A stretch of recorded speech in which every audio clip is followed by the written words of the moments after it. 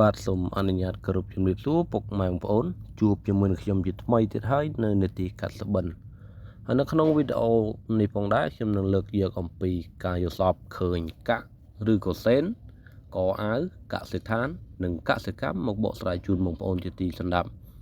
បើកំណំខាតពេលយូរមកដឹងនឹងយល់អំពីអត្ថន័យនិងប្រផ្នូលទាំងនោះជាមួយនឹងខ្ញុំបាទដូចតទៅទី1នោះគឺបើបងប្អូនយល់សប្តិឃើញកាក់ឬក៏លុយសេនយល់សប្តិឃើញកាក់ឬសេនคล้ายៗទំនាយថាអ្នកនឹងមានជំងឺបន្តិចបន្តួចប្រចាំកាយបើយល់សប្តិឃើញកាក់ឬសេនជាលុយពិតទំនាយថាអ្នកនឹងទទួលបានលាភដោយមិនដឹងខ្លួនឬក៏កាក់សេននោះតូចឬមានតម្លៃតិចលាភកាន់តែធំបើន័យថាបើយល់សប្តិឃើញកាក់ដែលមានតម្លៃតិចនោះលាភរបស់លោកអ្នកកាន់តែធំឡើង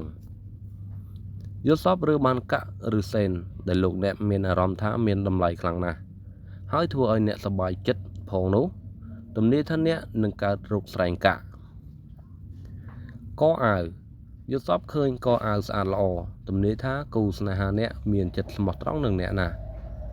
បើយល់សប្តិឃើញកអាវកខ្វក់ឬក៏រហែកវិញទំនាយថាអ្នកនឹងត្រូវខូចចិត្តដោយសារខ្លួនអ្នកផ្ទាល់ឬដោយមានគេក្បត់អ្នកកសិដ្ឋានបើយល់សប្តិឃើញកសិដ្ឋានស្ដុកស្ដំរៀបចំបានល្អរៀបរយផងនោះទំនាយថាអ្នកនឹងជួបជីវភាពដ៏សម្បូរសប្បាយព្រមទាំងមានសុខភាពល្អបរិបូរណ៍បើយល់សប្តិឃើញកសិដ្ឋានដែលត្រូវបានគេបោះបង់ចោល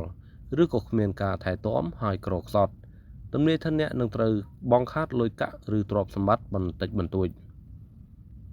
កសិកម្មបើលោកអ្នកយល់សប្តិឃើញកសិកម្មទំនាយថាជាជោគជ័យនិងជាភាពសម្បូរសប្បាយបន្ទាប់ពីមានការយកចិត្តទុកដាក់យ៉ាងល្អទៅលើការងារកន្លងមកបាទពុកម៉ែបងប្អូនសម្រាប់អត្ថន័យនៃការសបិនឃើញកាក់សេនកអាវកសិកម្មឬក៏កសិដ្ឋានក៏បានបញ្ចប់ហើយជាចុងក្រោយខ្ញុំបាទក៏សូមអនុញ្ញាតគោរពចំពោះពុកម៉ែបងប្អូននៅរកទទួលទានមានបានធ្វើដំណើរទៅណាប្រកបដោយសេចក្តីសុខនិងសុវត្ថិភាពបាទសូមអរគុណសូមគោរពលា